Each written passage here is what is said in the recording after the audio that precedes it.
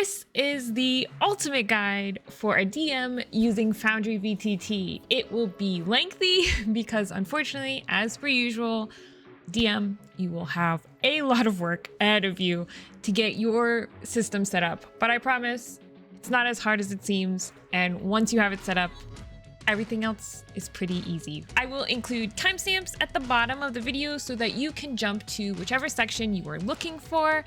Keep in mind that this is designed for a beginner Foundry DM, though I do think that even people who have set up their own worlds will benefit from this as well. This will be for version 11. This is filmed March 21st of 2024.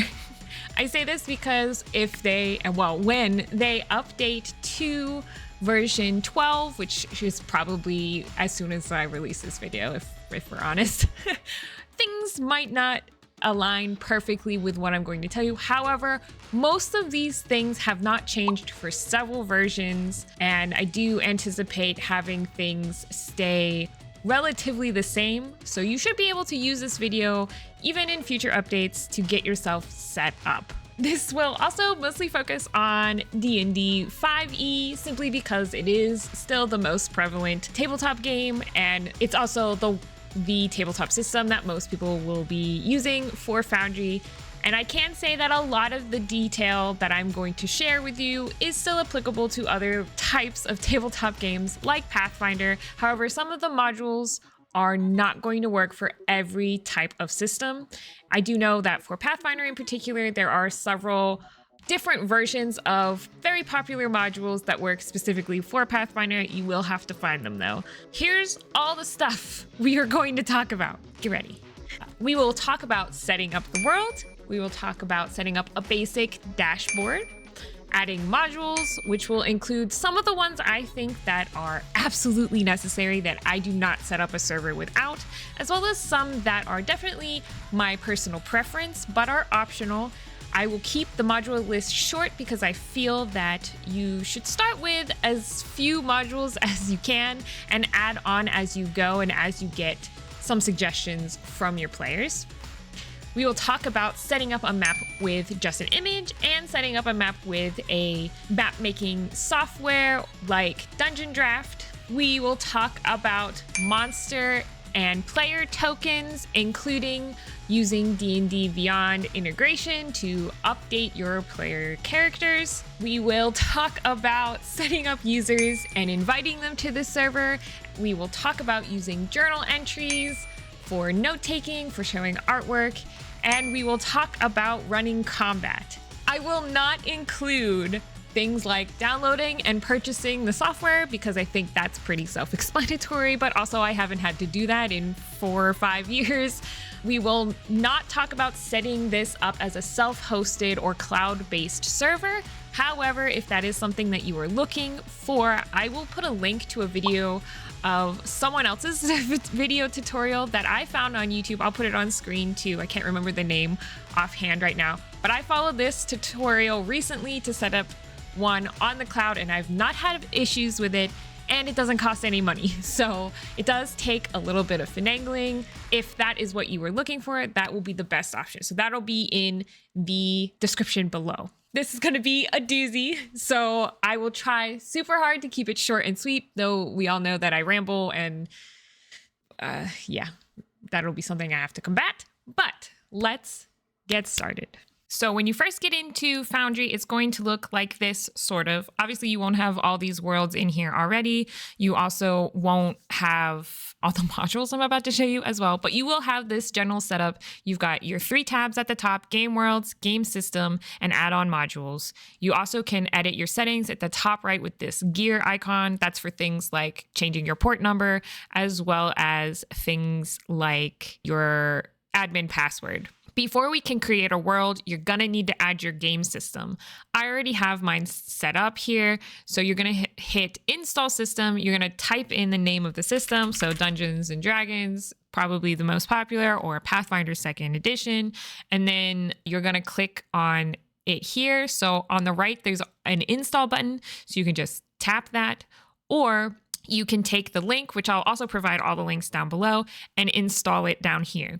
A side note, you can see here the version number is 3.1.1. That's the version you will download. I am using 3.0.3 because I'm not sure what has been updated. The new version 3 has a little bit of a history of not working with all the modules yet because they are just now working on a more official game system for D&D. So I haven't updated to the newest version, but when you're on here, it'll install the newest version. So that said, some of the modules I'm about to suggest to you may not work perfectly, and you may have to keep them uninstalled until it is ready. But you will install your game system. Now, if you're installing Pathfinder 2nd Edition, some of my modules that I will suggest will not work, but there are Pathfinder equivalents. I just am not fully aware of all of them. I haven't played around with that as much, but I am sure if you look it up online, you can find some. We're going to go to add-on modules. Now, obviously, don't freak out. I have a lot here. I don't actually use all of these, and some of these are like Dungeons of Drakkenheim or things that beginner box that are adventure modules. I don't need all of these. I will provide a list. I'm going to separate it into 3 categories. The first category is going to be all the modules that I think are necessary. No matter what world I make, I have these modules. The second group is up to you. I think they are necessary, but it depends on how much automation, etc. you want from Foundry. And then the last one is definitely optional, but I install it because I like having them. The first list is all the necessary ones. Dice So Nice, obviously that's on the top of the list. Dice Tray, Torch, Combat Marker, Tokenizer, Universal Battle Map, D&D Beyond Importer, Show Art, Carousel Combat Tracker, and PopOut. These are necessary, and I will put links to everything down below. You don't have to install them right now if you do not want to, if you want to wait to see what they do as we move forward. I will put timestamps in here as well with how I set them up and why and when I activate them, that kind of thing. It's easier to install it all at one time so you're not going back and forth to this screen while you're in the world. The following 3 are totally up to you. Token Action HUD, MidiQOL, and Monk's Active Tiles. Monk's Active Tiles will probably be obsolete in version 12 because they're updating the tile system. However, if you want to do cool things like make really cool landing pages or make teleportation from one staircase to the next floor staircase, that's kind of necessary. And then the following 3 are definitely not necessary. I just installed them. I have 2 different music ones, Tabletop RPG Music, as well as the Michael Gelfi Music Pack one.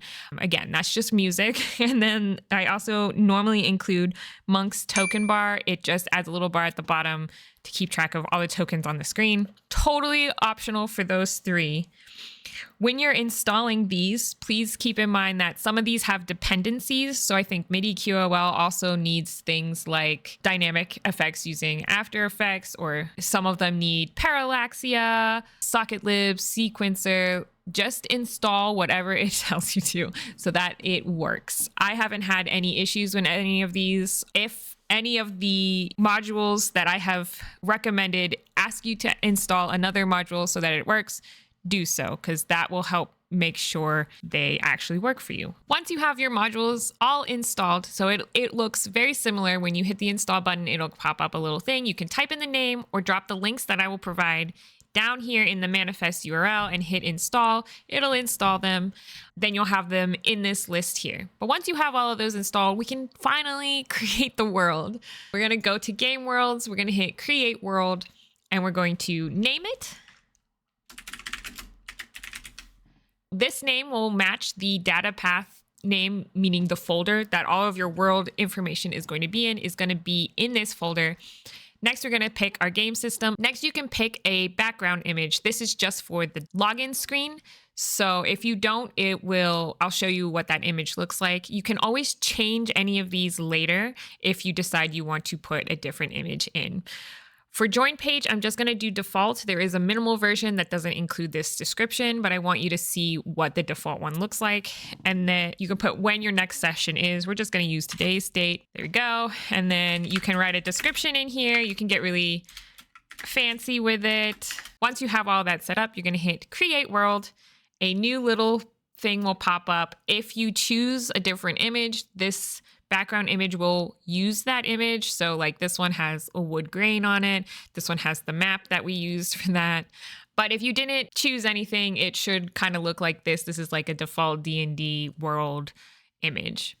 We're gonna launch the world now. Once it's launched, you'll see again that image in the background, and everything that you typed in to the world description will be on the right. The left is how you join, as well as it'll have game details. If you pick the minimal one, I think it just has this box with the login and a return to setup button. It will not include game details or world description. If we needed to go back and change something, say we saw a typo, you could hit return to setup. It'll prompt you for your password, and then you can go back and edit it. But we don't need to do that, so we're gonna go ahead and join the game. You won't have a password set up, so don't freak out. No password set up, so you're just gonna click Game Master and you're gonna hit Join Game Session. That is the first part.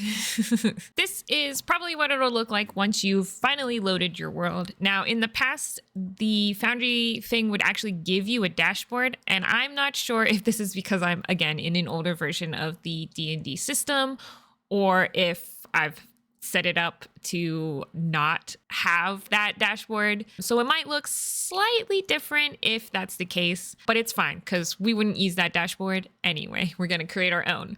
But before we get there, let's make users and set up just general settings of our world. You have two main toolbars on your Foundry server.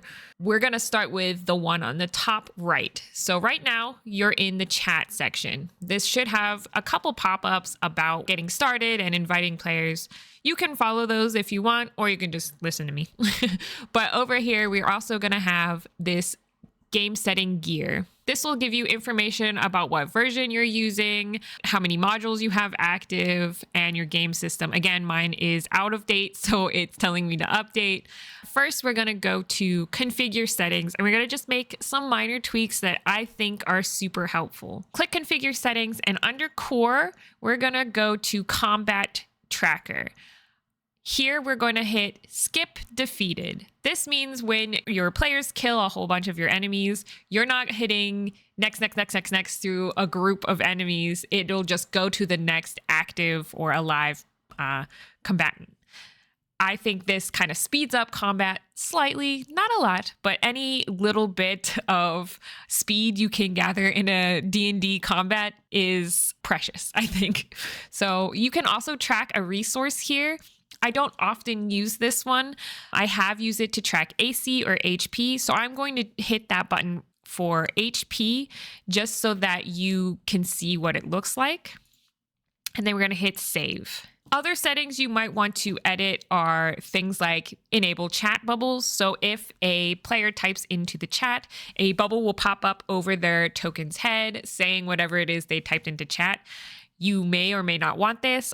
It doesn't bother me. And then you probably don't want it to pan to the token speaker, which is this button, because as soon as they hit enter, it will move the entire screen over to that player, and then it'll be super distracting. The other one you want to make sure you have is this one, left click to release objects. Make sure that it is checked. I believe originally it would not be checked, and the original versions of Foundry, you actually had to click and drag so that you would deselect a token. That was kind of a pain, if you ask me. You could have deselected with the escape button as well, but I prefer having the left click release so you can just click on whatever you want and you don't have to think about it. I think before it was a little less intuitive. So just make sure this has a check mark in it. That should be everything that you really need. You can get really specific with all of these, and we're not going to go into that. My goal with this video is to get you set up and running as quickly as possible, but feel free to play with settings as you feel are necessary. Once your basic settings are updated, we're going to add users. So again, we're in the gear icon for the game settings, and we're going to scroll down to user management with the three little people icon. and it's going to take you to this screen. So right now we just have the game master, that's you, and it auto-fills in this even though we don't have a password. If you want to continue to not have a password, you can just leave it as is, which is what I'm going to do just for the sake of this. But if you want to have a password so that your players can't log into the Game Master, then you will want to go ahead and put that in right here. We're going to add additional users. So we're just going to hit this button. It'll auto-populate a name, normally player and a number. So it's player 2 right now. And then you can add a password here and it'll automatically pick player. So if you have someone who you want to give Game Master or Assistant Game Master permissions, you can pick that with this drop down button. To configure those permissions, you're going to hit the Configure Permissions button. In general, I don't touch a lot of these things, except actually I touch all of them. I'll take that back. For me in particular, I actually give my players a lot more of these permissions because I tend to trust them. Most of my groups are very regular people who I know or who I think wouldn't try to destroy my entire game. The following settings that I'm going to choose are perfect for my group, but you may or may not want to choose them. Here, I let them create journal entries. I've had players in the past use the journal entries in Foundry to take notes, and then they're in there for everyone to come back and review anytime. So I like to turn that one on. I like to let them create new items. This is specifically useful if they find, like, I don't know, a kobold, and the kobold has just a bunch of centipedes on them. I don't have to go into the compendium, pull centipedes out of the item compendium and drop it on them. They can just create a little quick item that says centipedes and how many, or if it's something that's not in the SRD or in the items, they can just make their own card for it.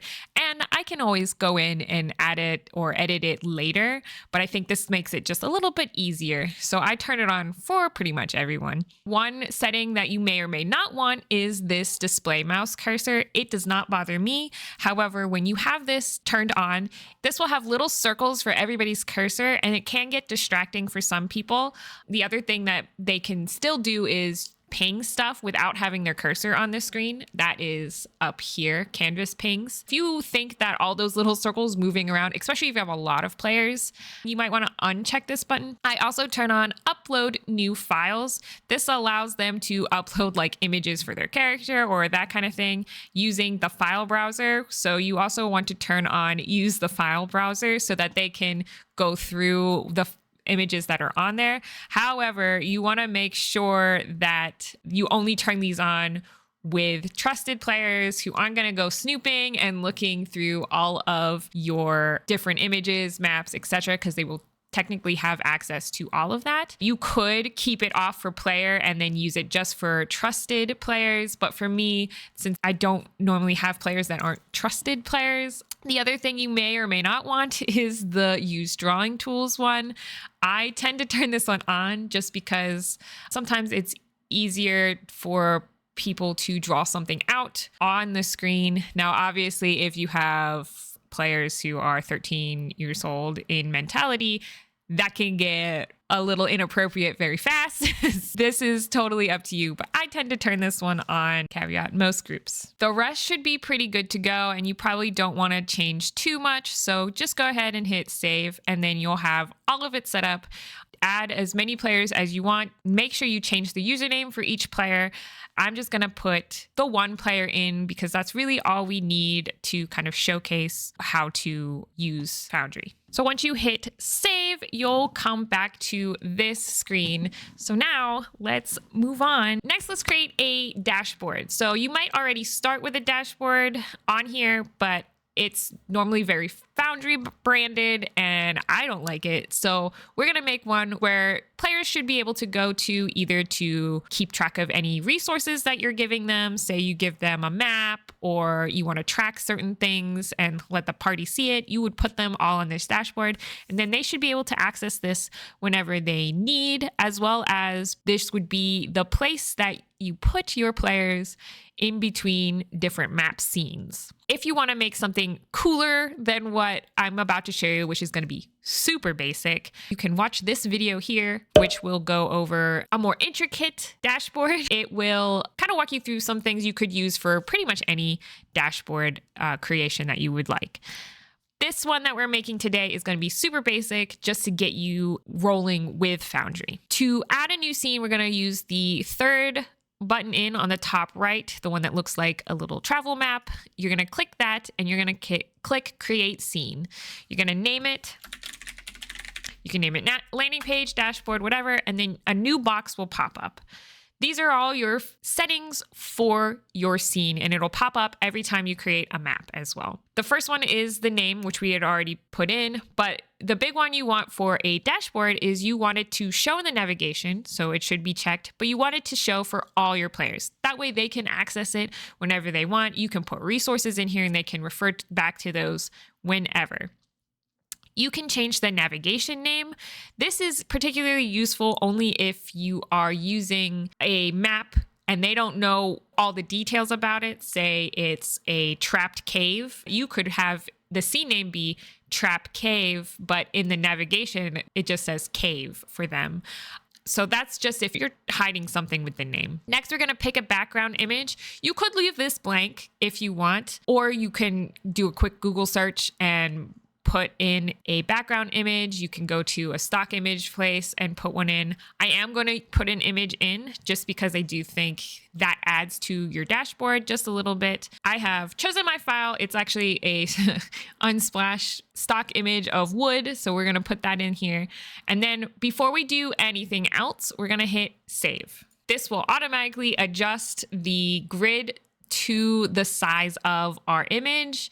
It will give it a little room between the border and the edge of the image, and it'll have a grid already. Move it to wherever you want it to be on screen. So you can right click to move the screen around. You can use the scroll wheel to zoom in and out.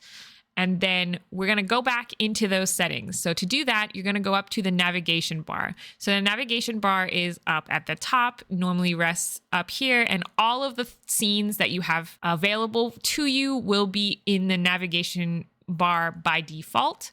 If you look at the dashboard, there's this little target symbol. That means that this scene is the active scene. So everybody, including players, can see it. If you cannot see this bar, there is a little caret on the far left that will toggle the navigation. So you can see right now, I can't see it. If I click it, you can see it. But we're going to go to the dashboard section. We're going to right click and it'll have a configure button. We brought that box back up. So now we're going to change the background color. If you click on this, you can write the hex code if you know it, but if you click on the color to the right, it'll bring up the color box. We're going to hit the eyedropper tool and we're just going to actually pick a color, a dark color from the background, and it will pull it into the scene and use that. I also tap this button, it will capture your current view. That means when they load the scene, it'll be right here and it should look like this. However, I've found that if people's monitors have different resolutions or different sizes, then the initial view position might get weird for them. Just remind them that they can move it at any time with the right mouse button, clicking and dragging it around. Finally, the other things that we can do is we can adjust the grid. Again, we don't really need a grid on here, so you could go gridless, which is what I'm going to do because this is a dashboard. They don't really need to know how far away things are. If you want the grid, you can change it to something else and you can change the color and all the details there. And then finally, we're also going to go to lighting. Since this is a dashboard, it's not a map, we don't need token vision. And we don't need fog exploration. That essentially means every token, no matter their vision, like whether they have dark vision or not, they'll be able to see the map and they will be able to see this map in its entirety. Since it's not a map per se, that's what we want. The rest we don't even care about for the dashboard. We don't care about the ambiance, but if you wanted to, you could add a special playlist or sounds like sounds of a crowd or things like that in here. For now, basics, this is what we're going to do. We're going to hit save. So this is what it'll look like. If you see this pause button, if you get annoyed with it and you don't want to see it, you can hit the space bar. It'll unpause the game. Since there's no players in here, it doesn't really matter. But if you have it paused, they won't be able to move around the screen or activate things. Now you have a basic place for your players to hang out when you're not in a map scene or to provide information or do theater of the mind. We are missing some things. We will be adding them as we get to those particular sections of the video to the screen. So by the end of it, it will have tokens, journal entries, etc. on here. For now, though, that's the basics of just setting up a scene and making it the dashboard. Before we get too far ahead of ourselves, we need to turn on a couple of the modules. I'm going to turn on a small grouping of them and we'll run through why I use them and why I tend to have them. You're going to go to the far right, hit that gear icon, back to the game settings, and you're going to hit this button that says Manage Modules. A new window is going to pop up and you're going to see all of my modules, but again, you don't need all of these. We are going to turn on the following. Dice So Nice. This adds actual dice to the screen. They'll roll across the screen. It adds to the aesthetic. Otherwise, you don't really see the dice rolls. And I think this kind of adds a lot. Dice Tray, which just makes it easier to roll dice, but we'll show that off. And then we can turn on PopOut. PopOut has a caveat. It also needs a dependency, again, that libwrapper. So we're going to go ahead and hit yes. It'll automatically check that for us, as you can see here.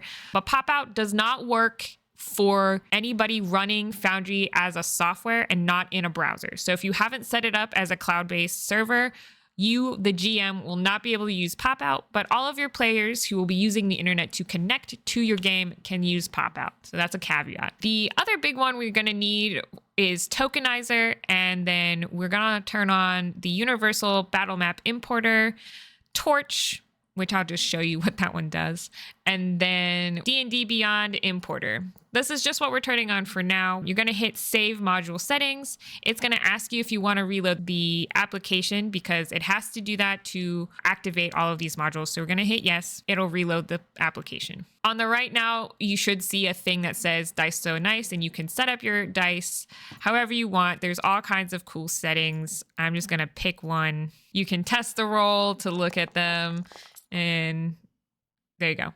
Hit save. You can get really crazy with that. That's Dice So Nice. The dice tray adds a little section down here at the bottom where you can just tap on the icon and it'll type /roll 1d20. You can keep clicking it to add. You can add a modifier, +1, +2, -1 and 2. You can roll at advantage or disadvantage, all in here, and then you just hit the roll button. That's easier than physically typing out /R 1d20 or /roll 1d20.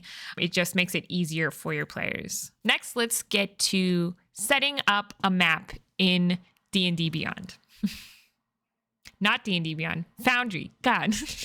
There are two ways to go about making maps and putting them in your virtual tabletop. The first one is, of course, using an outside software like Dungeon Draft, which is what I typically use, and then importing it into Foundry. I'm going to show you this way because a lot of times people will also provide the actual virtual tabletop version of maps so that you can just upload it and it'll keep all the things like your walls, your lighting, all of that all in one. The second way to upload a map is to upload the image and then draw the walls, etc.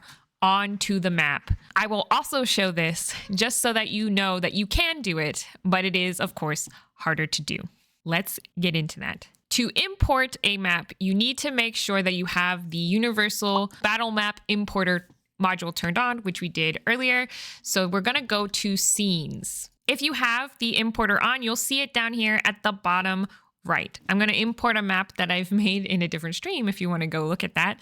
It will pop up a new box. In here, you can name your scene, which I'll name it Bright Glade Clearing because that's the map that I will be using. You want to convert it to a WebP because this will save on storage in your data folders. But we want to upload the file, so we're going to make sure that it's in the correct upload path. For me, I typically click on this and click on scenes so that it uploads it into the scene folder in the directory. The rest of this should be pretty much good, so you shouldn't have to change anything else. Keyword is shouldn't. But we're going to hit this button to choose a file, and we're going to find the file and upload it. The file will probably look like this. It says dd2 VTT on it. That's how you know it's right. It could also have, I think, df2 VTT or UVTTT. I don't know. So I'm going to click that and hit open. It'll put it into the right of that button, and then we're going to hit import. It's going to take a bit. It'll say it's processing the images, a bunch of notifications will pop up here. But when it is done, this box will go away and you'll have it on the right. As you can see, it popped up over here on the right-hand side and now has its own little scene icon here. You can also see it at the top now. If you don't want it in the navigation, you can right click it and hit toggle navigation. The fact that it is purple in color means that the players cannot see it in the navigation bar. The other thing you might want to do is while you're in the scenes, start creating folders to keep things organized. So what I do is I name one as maps, and I could put this in here. And then I have the dashboard all by itself, so it's always up. You can edit the color of the folder as well. So if you hit edit folder, you can change whatever color, turn it to whatever color you want to give it a bar so it stands out, that kind of thing. You want to try to keep as organized as you possibly can while you're doing this, because if you use Foundry as much as I have over the years, it can get messy really fast. We have that set up. So we're going to go to the clearing. Here it is. So you're going to be like, what the heck is this? This map, I also designed to have an overlay of trees. So what we're going to do is we're going to right click on the navigation up above, and we're going to hit configure. Again, we bring up this scene section.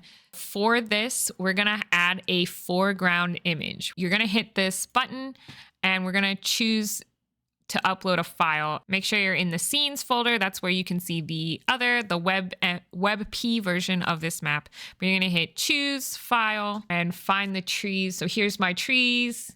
I'm going to click that, open. It's a PNG, so it's transparent. And we're going to wait till it uploads. You'll see a little bar up here and it'll put it in this list. Sometimes it takes a while if it's a big image. Once it's here, you can see it's grayed out because it is selected. It is also in the selected bar here. We're going to hit select file. We're going to hit save. And now you can see I've added a tree overlay. So now when they get towards the edge, which I'll show off a little bit, they will actually be under the tree line. So I think that kind of adds a little bit to the scene. We're going to go back to configure, and now we can play around with all sorts of things. The background color in this particular case will not matter much, but it will matter for you because you will be able to see beyond this. Normally what I do is I just change it to black because that is what your players will see if you have the fog of war on. So now you know what they see. I'm also going to set the view to have it kind of centered. For this one, you don't want it to show in navigation for everyone, just for you.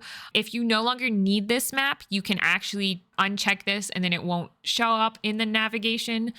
So if you're prepping for, a couple sessions down the line, that might be useful. For the grid, if you've imported it from a VTT and you have exported the grid layer, which I did for this in Dungeon Draft, then it should already have your grid set up for you. If you didn't, you might have to come in here and edit or adjust your grid. We can show that off more with the second half of this map making section. Lighting, you want token vision and you want fog exploration. If it is outside and everything is lit up, you might want global illumination. That means that everything will have a base light of 1, meaning everything will be a light. I don't want that in this particular case. The way that this map was created, the nightmares were actually kind of putting a dark cloud over the forest. So it was actually unnaturally dark. We're just going to leave it as is. You can also add a playlist or weather effects in here, such as like if it was super windy, you might want to add the autumn leaves or storm. I don't need any of that. So we're just going to go ahead and hit save. And then here it is. That's the basics of the map. We'll get to adding tokens and that kind of stuff in a different section. For right now, let's jump to if you don't have all the walls, the lighting, etc. set up in your map, what do you do? We're going to create a new scene. Up at the top right here, we're going to hit create scene. We're going to name it something. Map. And you can now also pick folder. So I'm going to put it in that maps folder so it stays organized. We're going to click create scene. And now we're going to upload your image. So I know a lot of people will find images on Google and just use those, or some people just provide PNGs, that kind of thing. I'm going to go ahead and pick a file, one with a grid, though I highly recommend that if you download an image, you pick one without a grid because it makes your life easier. But I'm going to show you how to deal with it if you do not have a gridless map. The map that I chose is a Birdie's map one with a grid. He offers a whole bunch of free maps as well as like different tiers for Patreon members. He actually offers patrons VTT versions that have all the different aspects like the lighting, the walls, etc. already built in. So highly recommend that. Plenty of free maps out there as well. I found that a lot of them already have grids. So here's what you do. So we're going to go ahead and upload this. This one also has a tree line. So I'm going to go ahead and add the trees in as well. And we're going to hit that. I'm going to go ahead and save the changes because we're going to need to see the grid to adjust it. It'll pop up here. And now if we zoom in really, really close, you can see that the grid lines, that are built into the map, are these boxes here, and our grid lines do not match up. So this is what happens when you have already gridded map. So what we're going to do is try to match it. Now, I've never found this to be super accurate or be super easy to do. It takes a lot of finagling, but I want to show you how to do it so that if you encounter this and there's no other option, you can fix it. We're going to go back to configure the scene and we're going to click on the grid section. You're going to click on this grid configuration tool, the little square ruler, and now it'll turn it red so you can see your grid lines versus the grid lines on the map. We can scale everything to fix it. Now, you can scale the background image itself, so that would make it bigger or smaller, which I don't think we want to do. We don't want to make the image blurry, though it did save as a WebP, so it should be fine. What you want to do is alter the grid size itself. So it tells you in this little hot tip that you can use the Alt button and the mouse wheel, or Alt and the up and down arrows to adjust the grid size. I typically use Alt and the mouse wheel, and it does get a little janky, but I do know that it needs to be bigger because these squares were so much smaller. So we're going to bump it up. If you don't want to use the mouse wheel, you can actually double click here and type it in. So I'm going to start with 200. 200 looks a little too big. So I'm going to finagle with this and come back in a minute. All right, I've settled on 150. We might still have to adjust this a little bit, but now what I want to do is kind of line up one of the corners of the grid with a corner on the map. So what we're going to do is adjust this background image offset. We're actually just going to use the arrow keys to move it around. So we're going to just slide it. I'm trying to match this corner and this one, just so that you guys know what I'm trying to do. And this will tell us how close we are. So you can see we're still a little bit too big. So I'm going to drop it down to 145. We're going to adjust this. So I changed it to 145, which is definitely closer. I'm going to hold Alt again and use the scroll wheel to drop it down, maybe 143. Move the offset again. Big. So let's try 140. Fully 140. And you can see it lines up pretty well everywhere. It might not be perfect, but it's close enough. And again, this is like the very manual way of getting through this. We're going to hit save changes and we're going to hit yes, because if there were objects on the scene like tokens, it would move them to fit in the new grid. There's nothing on there yet, so it shouldn't matter, and we'll hit yes. Now we can zoom out a little bit, and you can see it looks pretty good. Luckily, especially on Birdie's maps, he tends to make anything with a grid pretty light, so you can adjust it accordingly. It doesn't stand out too much when they don't line up perfectly.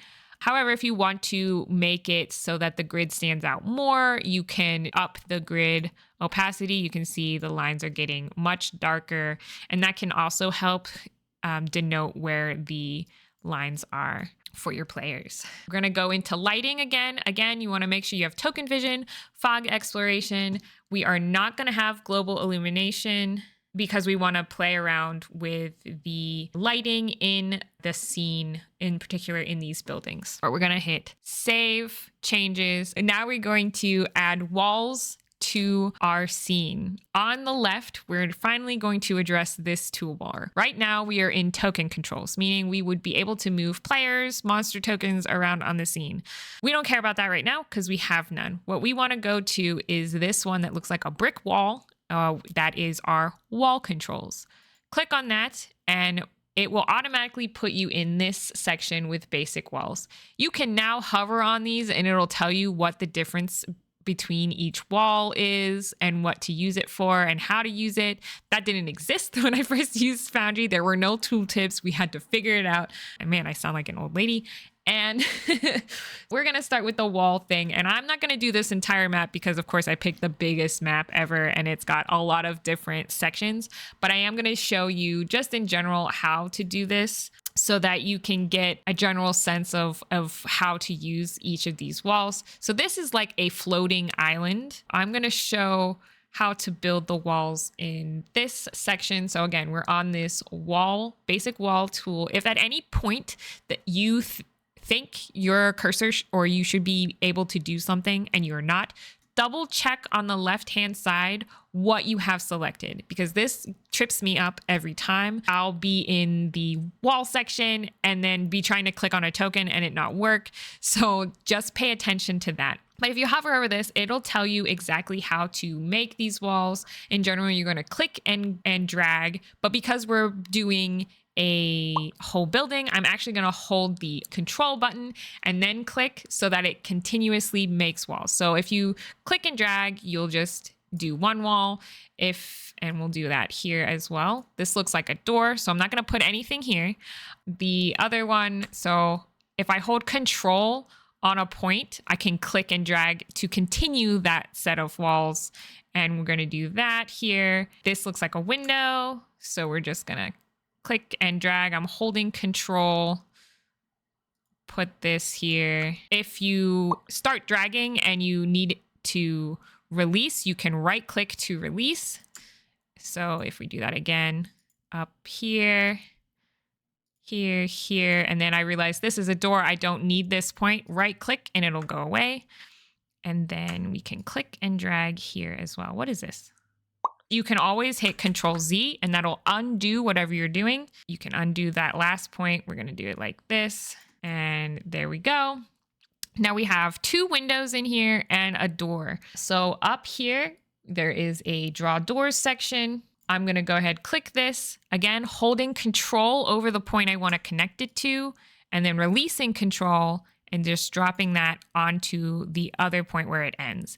This makes it one big door. If you wanted two doors, so we could do that as well. Holding control, click, let go here, and then click here. And there you go. You got two doors here and then window. So that's this one right here. And you can do the same thing. Let's say that this wall here is actually a window and you've already built a wall here. You can actually click on it. It will highlight it. You can hit the delete button or backspace button to delete that section and then redraw it. Or you can double click it. And then you have all of the different configurations you can have for this. I find this way more confusing than just deleting it and redrawing it. But you can change things like the light restriction, the sound, sight, etc.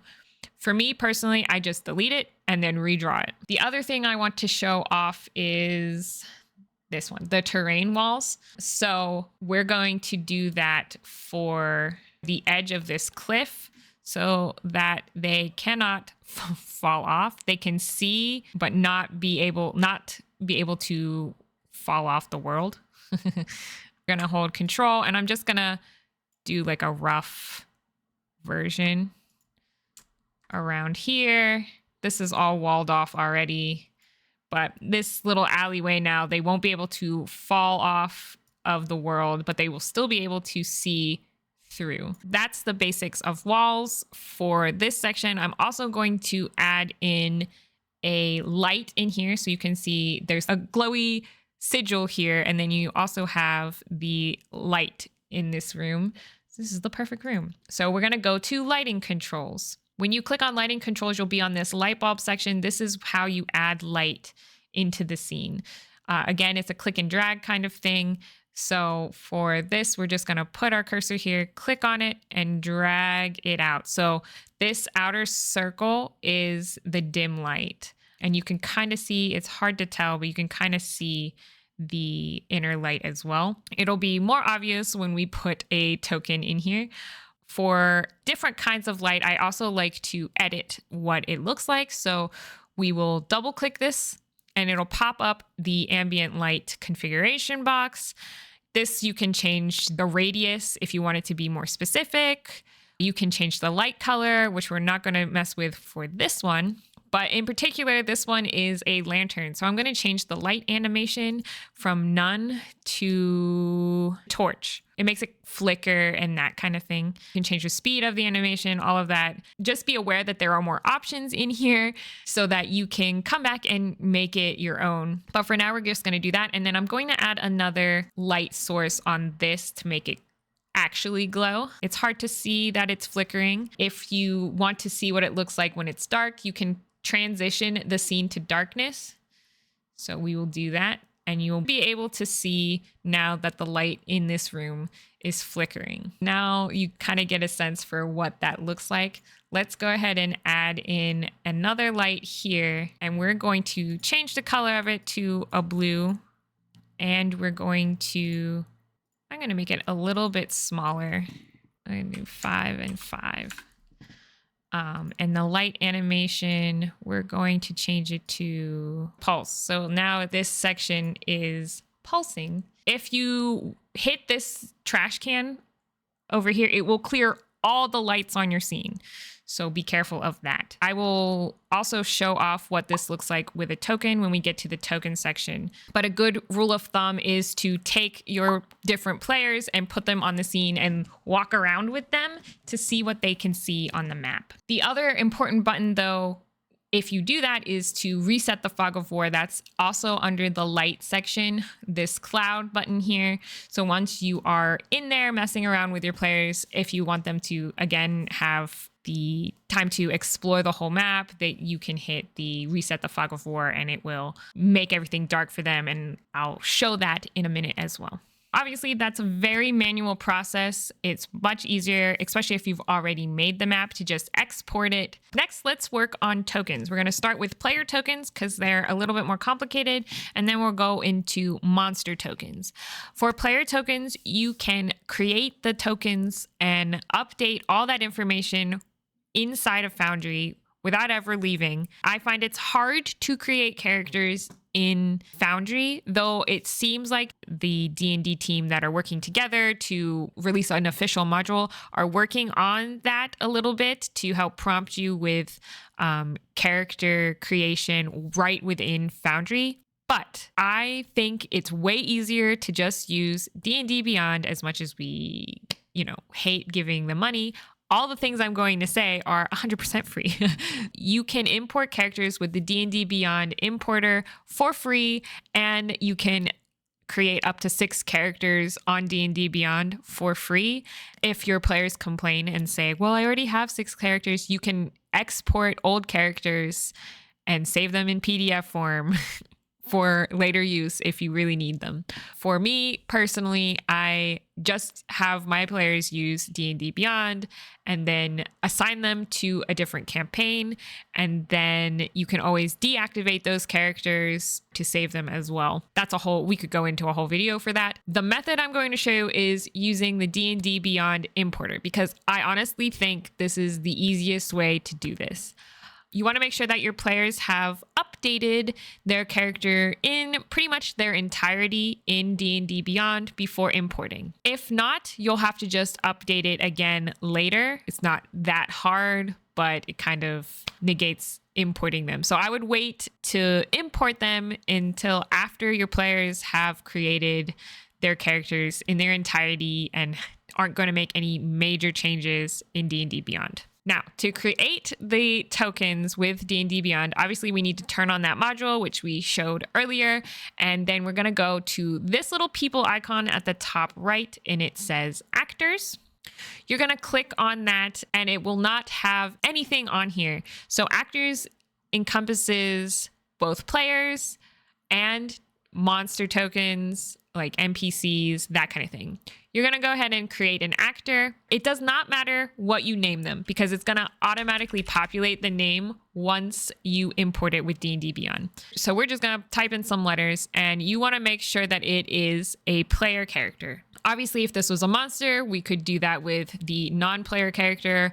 You can make like a cart, or you can make a group token. So if they have like an arrow on a map and they can all access it, that kind of thing. But we're just going to go with player character, and we're going to hit create new actor. This will bring up this box. Now, again, this is the version 3 D&D. So this is pretty new. I think going forward, this is pretty much what it's going to look like, though they are tweaking it. On the top left is where you're going to have an edit button, a little toggle. You're going to click on this, and the way you know you're in edit mode is the name here will change, and you'll also get your D&D Beyond button. So we're going to click on that.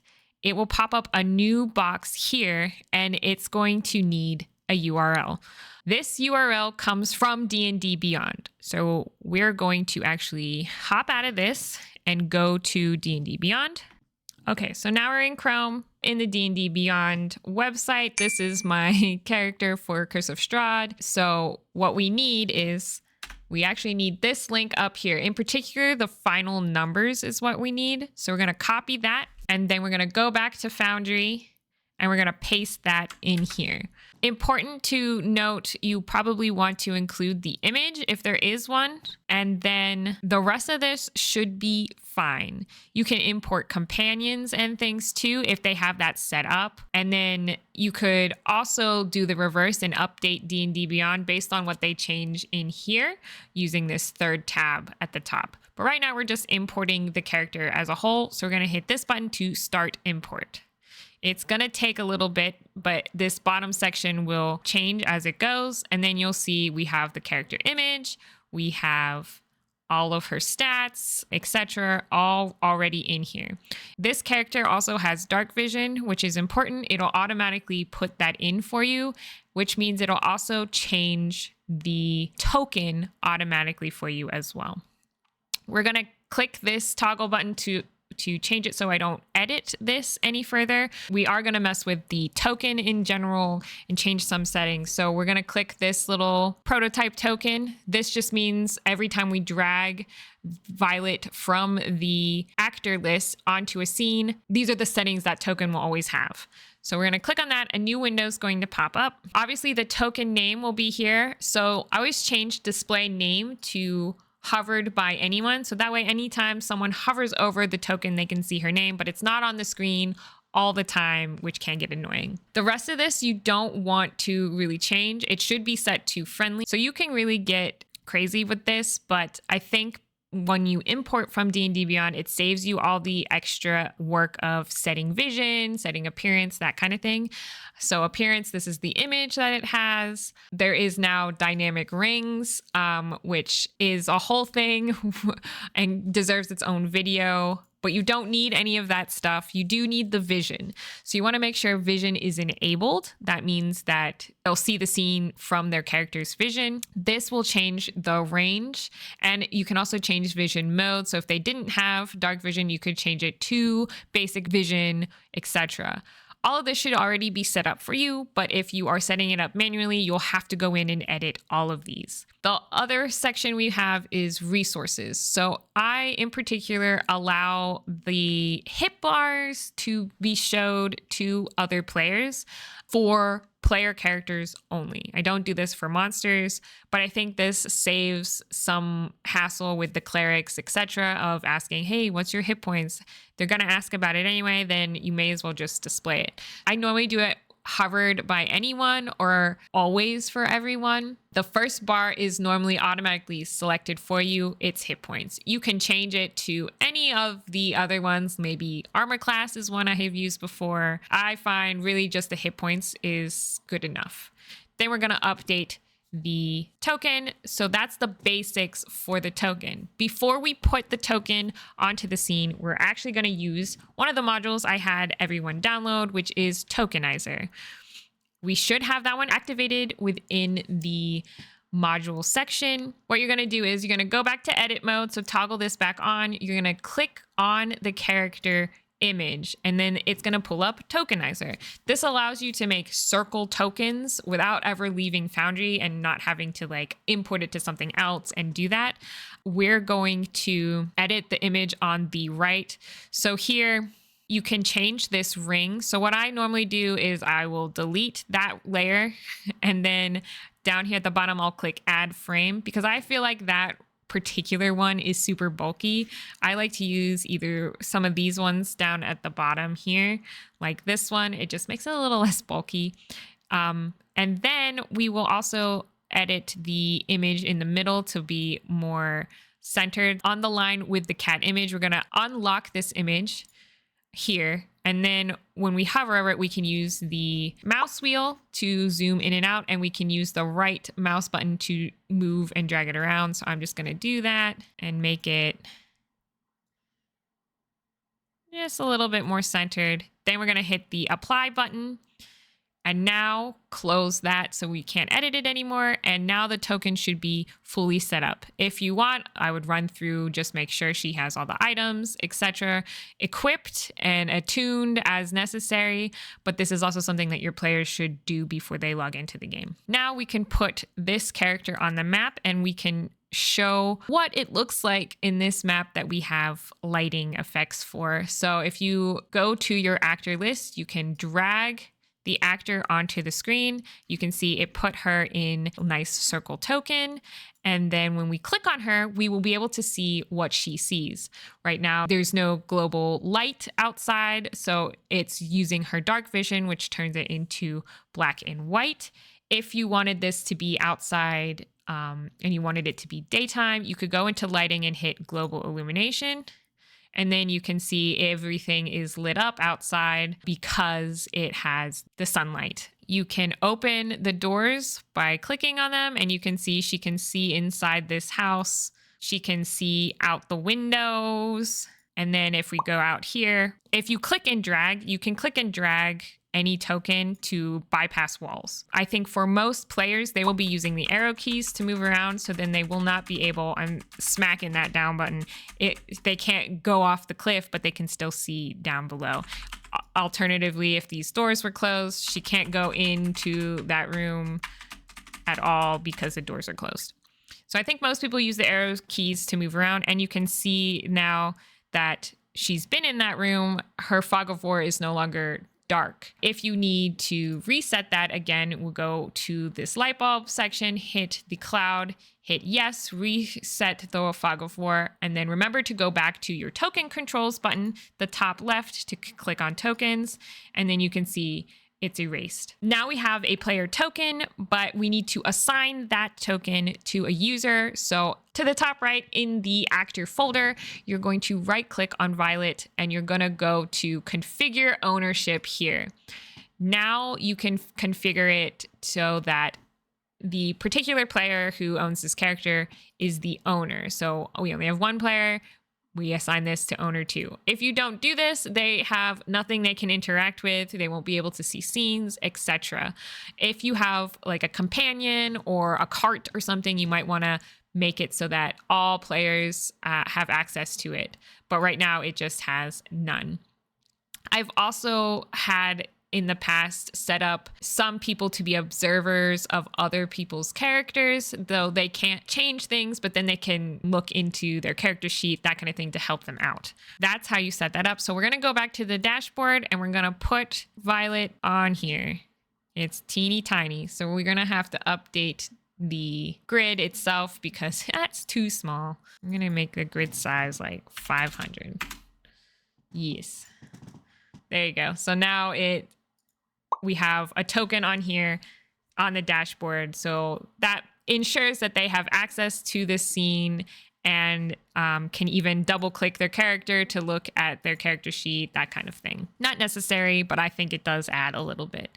All right, now we're going to talk about monster tokens. So this is going to show off compendiums as well. And we're going to talk about how to use the SRD provided monster tokens, which are already in Foundry for you. We will talk about creating a monster from scratch, especially if you use a monster that is either Homebrew or from an adventure module. If you want to import any monsters from, say, D&D Beyond, there is a subscription on Patreon that will allow you to import monsters from D&D Beyond. But again, it's got a paywall, so I don't always use that. And it's most of the time pretty easy just to copy and paste information in here and edit the roles. But that is an option if you need. So first, let's talk about compendiums, because this is where all of your SRD stuff, as well as anything you've imported from D&D Beyond, will go. This is also a great way to keep things organized and not eating data on your world, which is something I do for run my one shot. Is I archive old one shots and upload them into a compendium, so then I can delete them and they're not taking up RAM and memory and slowing it down for my players or myself. Compendiums are in this little book at the top right that has like a little world on it. You're going to click that. So like I said, you're going to have a D&D Beyond subscription one, a D&D SRD one. I pay for the Patreon, so I have the D&D Beyond Muncher, which allows me to take the monsters straight from D&D Beyond that I've already purchased there and import them into Foundry with relative ease. But we're going to go over the SRD content first. So here you're going to be able to see they've already organized it to an extent. If you're using older versions, they don't organize any of this at all, and it's a pain. And I don't even think there were folders for it before. We're going to go to monsters, and we're going to click on this monster SRD section. Here we'll have a whole list of the monsters. You can use this search bar to search for it, or you could go into the individual folders. They are based on the category of what they are. We're looking for a commoner. We're just going to put some commoners on the map. Oops, you have to spell commoner correctly. And then here is the key, okay? Because I want you to have a server that runs very smoothly. Having multiple actors, multiple scenes, that kind of stuff can really start to slow down your server, your Foundry, and make it almost unplayable for certain people, especially if they don't have like very good internet connection, etc. You can click on this and it'll show you, this is the old version of the stat blocks. This is, I think, going to be updated eventually. So it may not look exactly like this for monsters for you. If you're looking at this in the future, high future, you can just make sure that this is the monster or NPC that you want. We're going to go to the right over here, click on actors, and then we're going to click commoner and drag it into the actor folder. Alternatively, you can click and drag it and drop it right onto the map, and it'll auto-populate into the actor folder. However, let's say that I need 2 commoners on the street. If you have 1 commoner already on the street and you pull from the SRD and drop that commoner onto the street, you'll get 2 versions of the actor in your actors folder. This is how things get slowed down very quickly. You don't need to have it multiple times in the actor folder for you to have multiple tokens on the screen.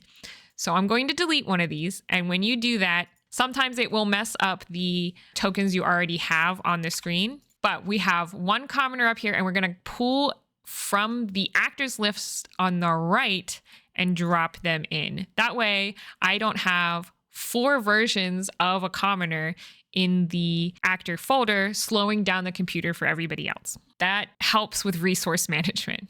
The other thing we're going to do is just create a folder and call it monsters, and we're going to organize it. Now let's go about creating a monster from scratch. Again, very similarly to the way that creating a character works. So let me pull up a stat block. All right, so I have another window open with the stat block. It's a goblin. Obviously, this is in the SRD. You would not need to do this, but it's a good example of how to do this if you ever need to put a stat block in here. There's also an importer that is called 5e stat block importer that can do a lot of this work for you if you don't want to do the manual labor as well. So there's plenty of options to figure out how to do this where you don't have to manually type everything in. But for the sake of this, I'm going to show you how to do that. So you're going to hit create actor. So you can hit create actor up here, or you can hit this little plus button. It'll put that actor in this folder. So I'm going to do that because it'll automatically put it in the folder named monsters. This is not a player character. It's a non-player character, and we're going to just call it goblin.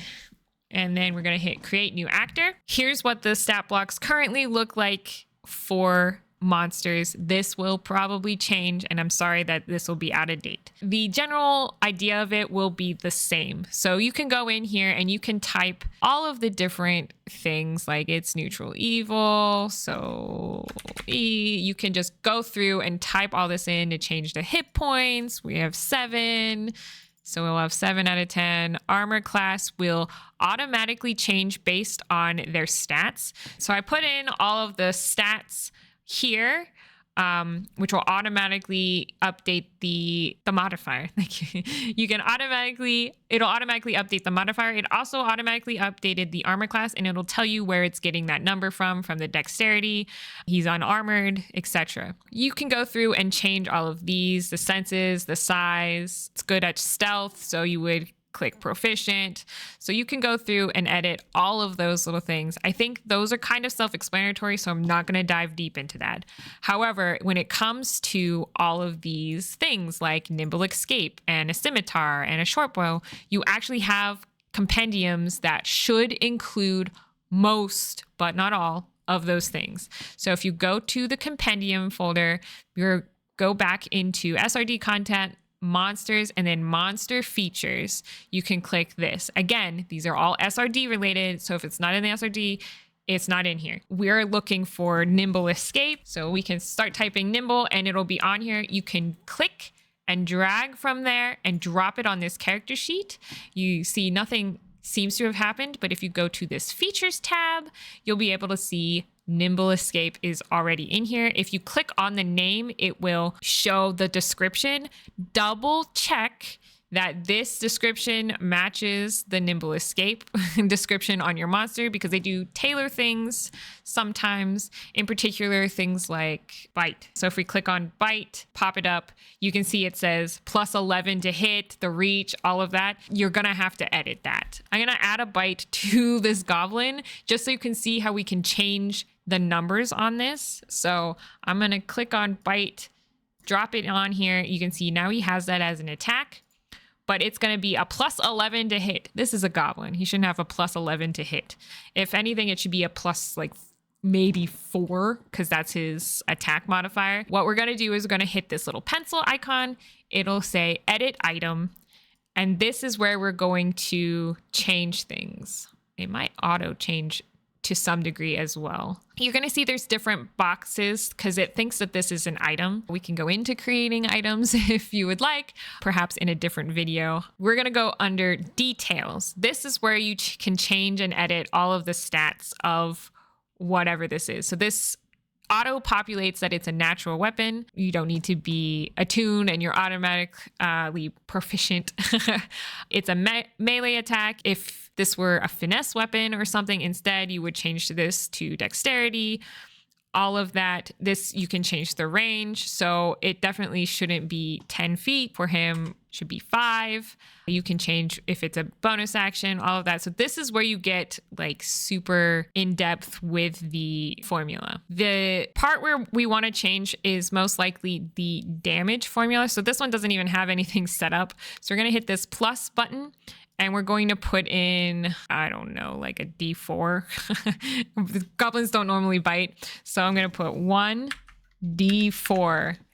And then you're going to pick what kind of damage it is. If it's a bite, I would say it's piercing. If this bite were like poisonous or something, you could add another formula here and do like 1D6 poison, and then your saving throw be constitution and what the DC would be, you know, that kind of thing. We don't need to do all of that, but this is where you would change all of this. It can get complicated fast, but I do think most of it is self-explanatory if you just kind of read through it and digest it slowly. So now he has a bite. So if we go to the chat section here and we roll this bite, it should roll to attack. So we have this prompt. We can hit attack, normal, and then sure, a 20 would hit. So then we would hit damage and it would roll 1d4 plus bonus.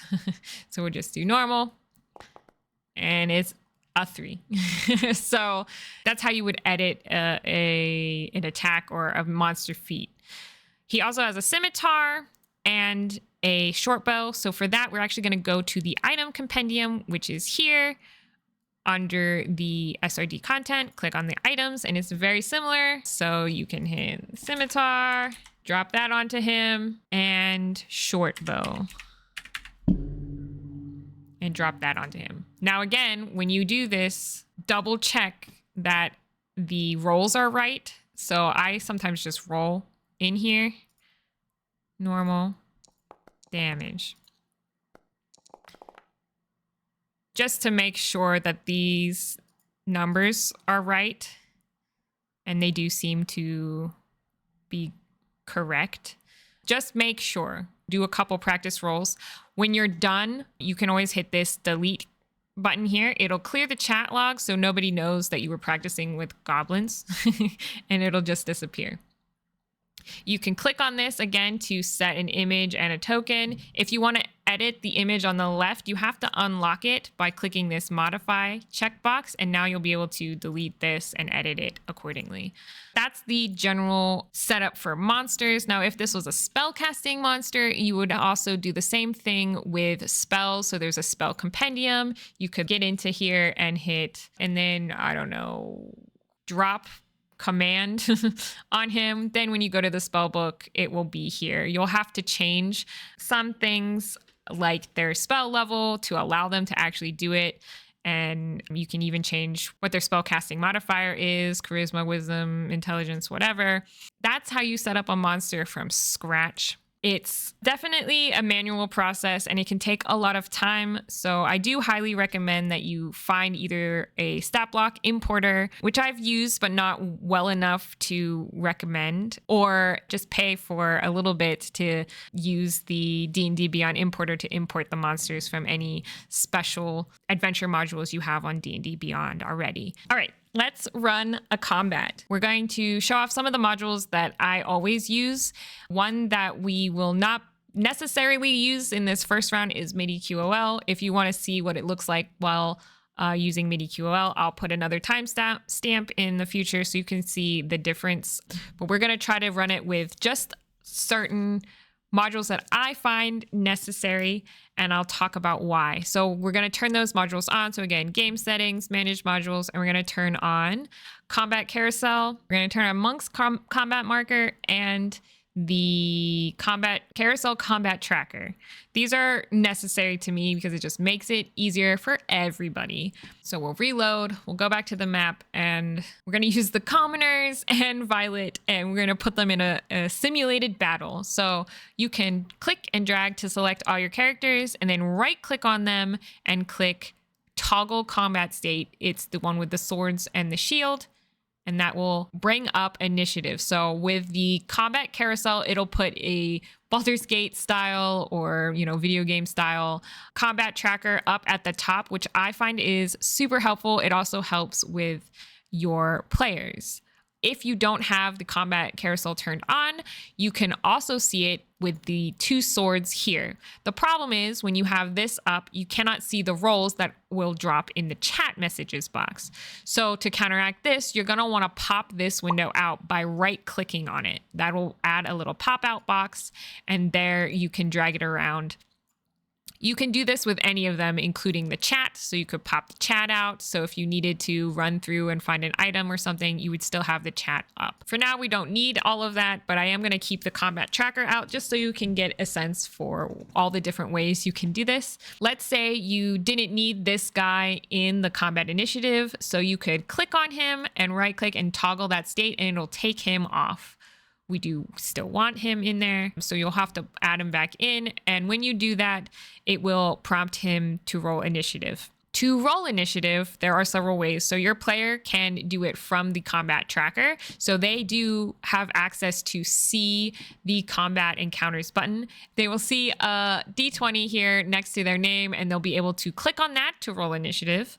They could go to their character sheet either by clicking on their token and tapping C, or double clicking their token, and then they can roll initiative under their portrait. On the left here is initiative button. You can do the same yourself with the commoners. So you can do it from here. You can click their sheet and do it. Oh, and then finally, if you have the combat carousel, anybody can roll initiative by clicking the D20 on their head. So if we roll Violet's, there you go.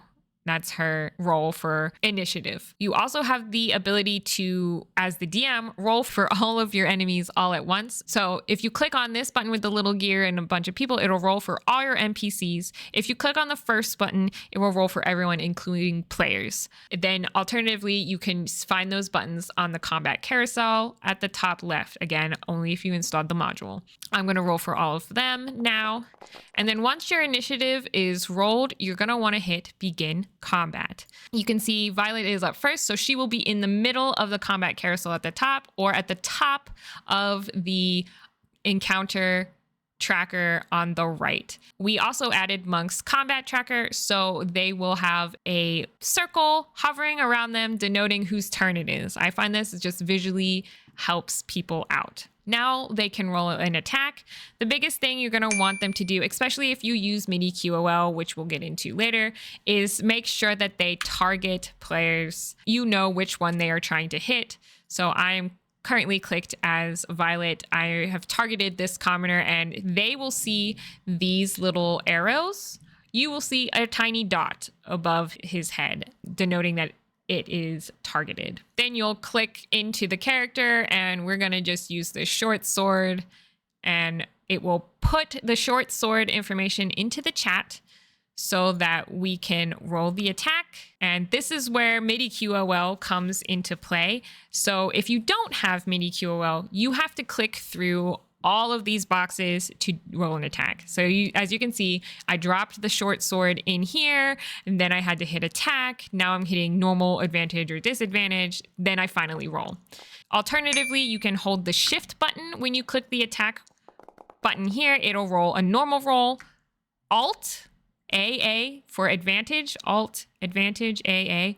So you can hit Alt, it'll roll with advantage. You can hit Control to roll with disadvantage.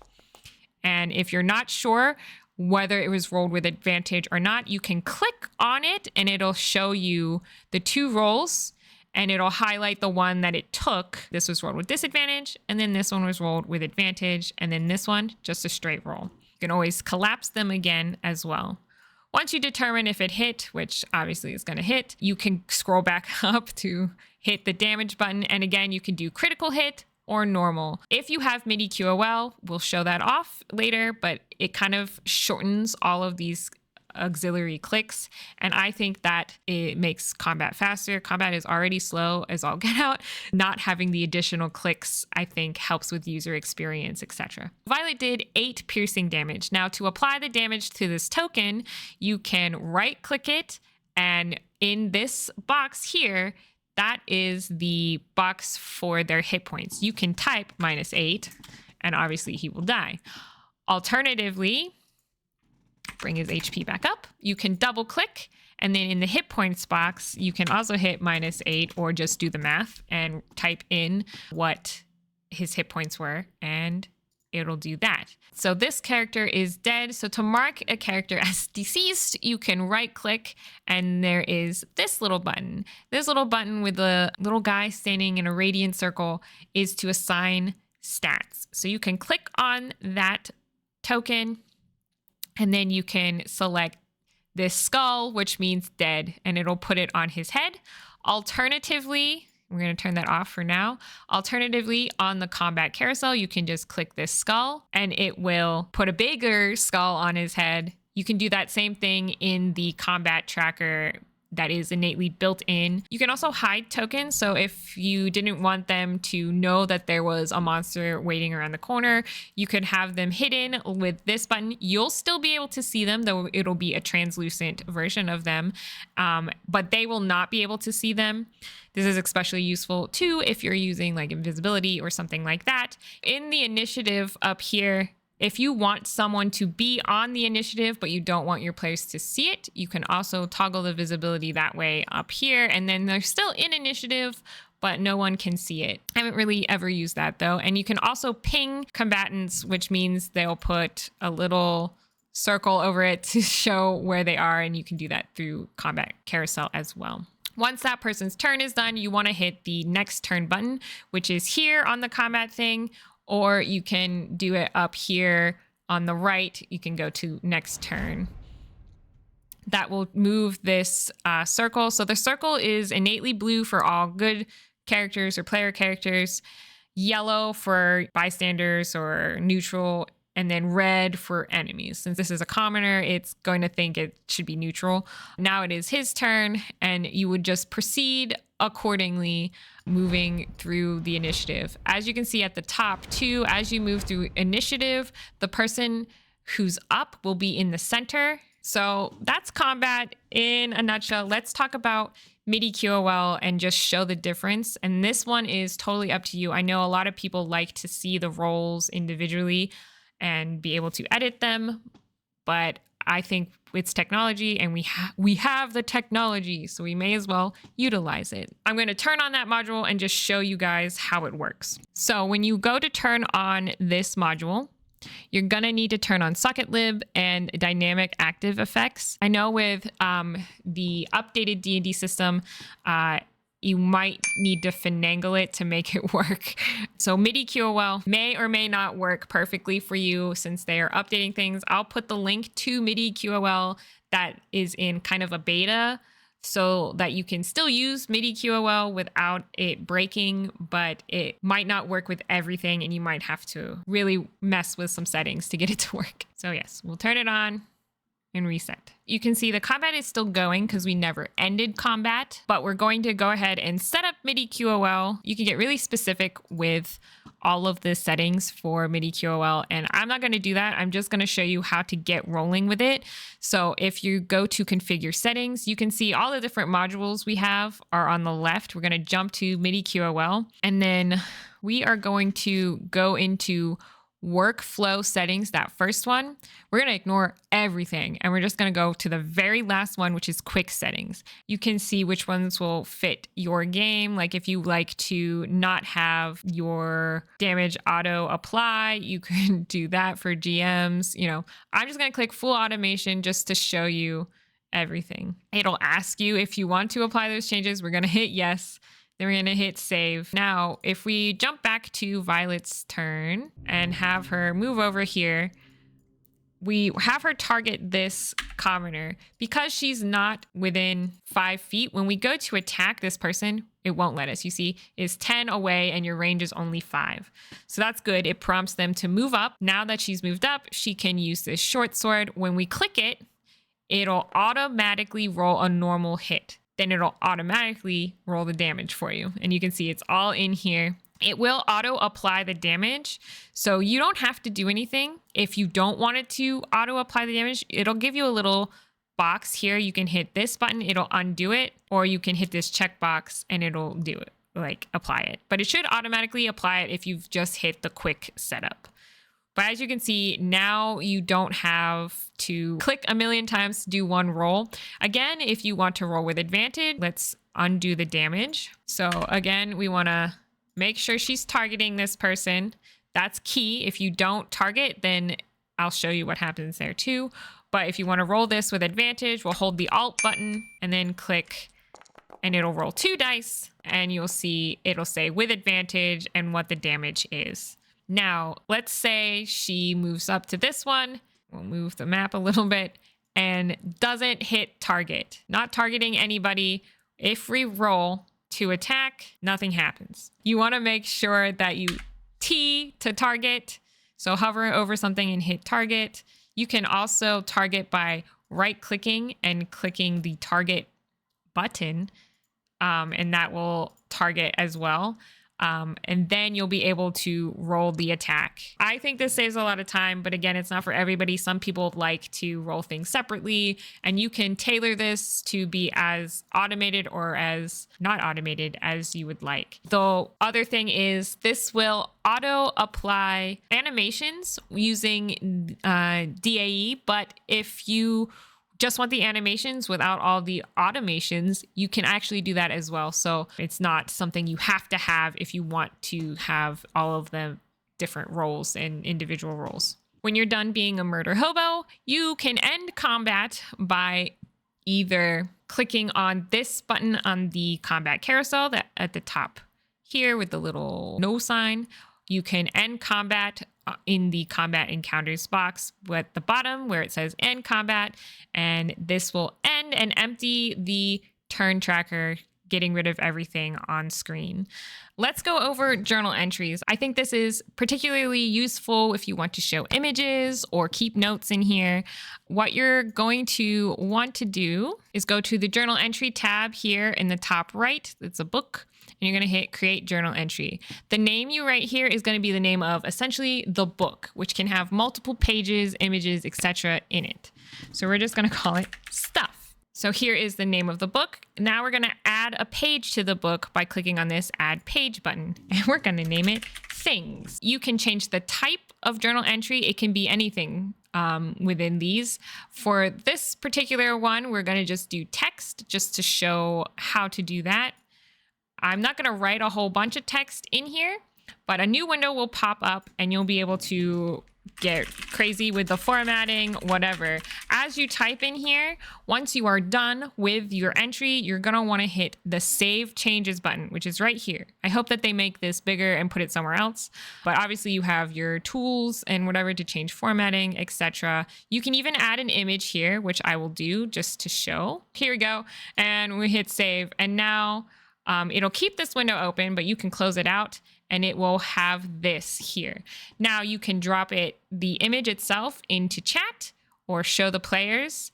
If you hit show players, it will change it to a handout so they can access it later. Character image.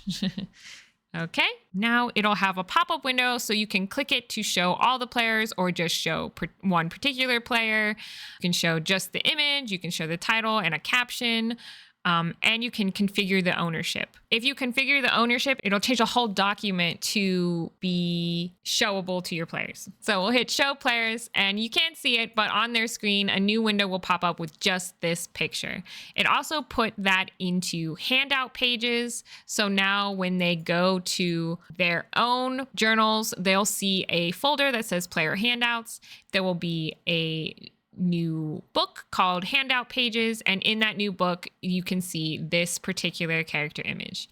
If you hit to chat, it will drop it in chat, so then they can see it here, a smaller version, just as effective.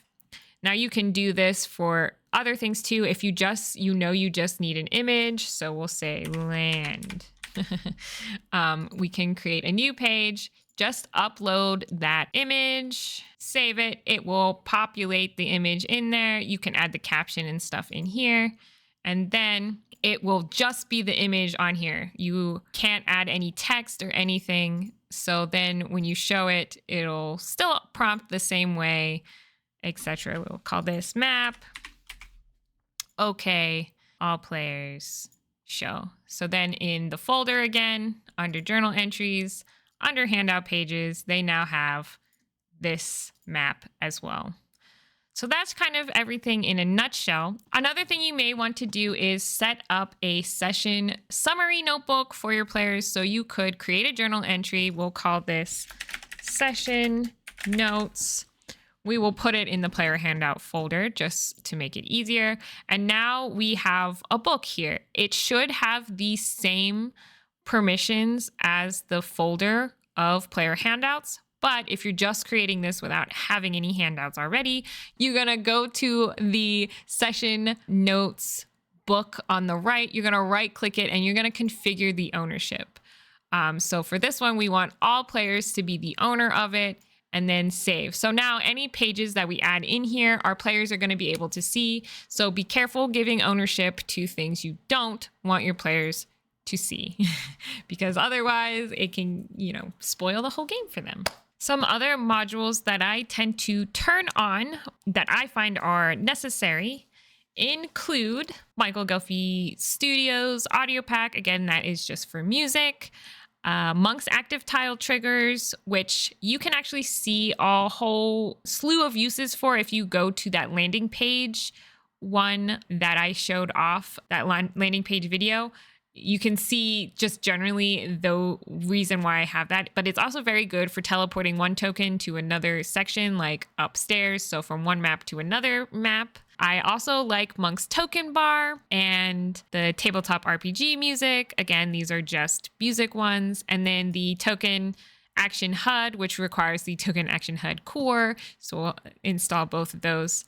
And I'll just show you real fast what those look like. For token action HUD, when you are clicked on a character and using that character, you can see a quick belt or a utility belt up at the top left. This lets you see everything in your character sheet without going to your character sheet, including all your weapons. You can make special rolls, that kind of thing, all up here. So you don't have to keep opening character sheets. This is specifically good for people who are GMing and have multiple kinds of monsters. You can just click on the monster and you can go to the belt as well and use that. Monk's token bar is down below here, so you can see it automatically gives you the characters on the map, their passive perception, as well as their AC right down here. It also allows you to assign XP and request roles, that kind of thing, on this little bar as well.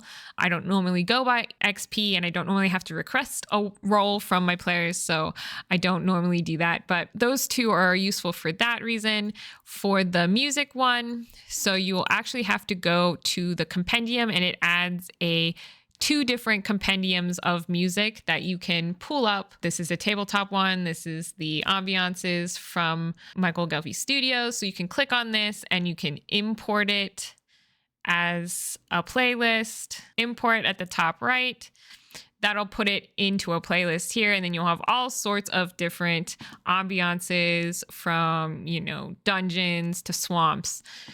You can do the same with these. This is a little bit more outlines, so you can pick the particular theme. I like both of these because it does allow me to have the music right in here without me having to download and upload them into Foundry. The only other one that I didn't mention that we should also go over is the torch one. So let's go back to this map. If you right click on a player character, as long as they have a torch, because I have MidiQOL on, you can click this fire button and it will allow them to light a torch. So if we turn the lighting back to nighttime, but you can see they have a torch with the correct set of parameters, etc.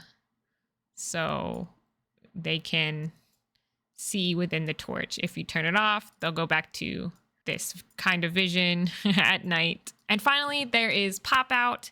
So PopOut will not work for any GM who does not have their server set up as a cloud-based server. If you're using the software, you've downloaded the software and are running it on your PC, then you're not using a browser and it will not work for you. You have to be accessing Foundry through a browser. All of your players will be able to access the PopOut functionality without you having access if you don't have your thing set up on a cloud server. If you want to set up your whole system on a cloud server, I'll leave a link to a video series that I watched that helped me set it up. It was pretty self-explanatory, but I don't want to go into all of that because it's not my area of expertise, and obviously I use somebody else's resource. But what it should do, and I'm running this in a browser, is when you are in any sheet at all, there should be a little thing at the top right that says PopOut. This will literally allow you to pop it out of the screen and move it around. Then you can, so you can set up your windows side by side, whatever. As you can see, it does not work with the character sheets for D&D 5e, though they're working on it, but it will work for other things like journal entries, monster stats even work for now until they update that as well. That one I think is necessary, especially if you're using older versions of the D&D software or if you want to pop out journal entries, which I do all the time. Finally, let's go over the very last thing, which is getting your players to log on to the server. So to do this, you're going to share them the link. Under the game settings, you're going to go to game access column and it says invitation links. You're going to click on this and you're going to send them this HTTPS address. This is going to allow them to connect directly to the server. Mine's not going to be right because mine's on the cloud already. And then you'll be able to see, and then I think they need like a password. I think that's what this is. So you'll send them all of this information and they'll be able to go to this website and log in. Easy peasy, especially if you have set up their users. That's it. This is the full set of tools. You're ready to go as a DM using Foundry VTT version 11. Again, caveat. If you have any questions, please leave a comment down below. I will also include a link to both my Discord community where you can actually reach out to me and as a few of the other members in our community who are even better experts at Foundry than I am, and we can help you troubleshoot if you need. I also will put the link to the Foundry Discord server down there because they have a really nice community who's always willing to help, as well as a lot of the people who make the individual modules hang out in that server and answer questions and troubleshoot things. Those two links will be down below. If you're looking for a player quick start guide, I have one here. It is a little older. I don't remember even what version it is at this point in time. Maybe it was version 10. A lot of it still applies and will give your players a place to start when joining your server. And then I'll put over here all of the other videos in the Foundry playlist, which also includes a video in there about the modules I think are the best modules for version 11, or is it version 10? It might be version 10. I can't remember. God. Some of those will be repeats of what we talked about in this video, but it may give you some more ideas as to what you might want on your server. If you have any questions or want to see anything else about Foundry, leave a comment down below. I would love to explore different things with you and help you out in setting up your Foundry system to play games. I will see you guys in the next one.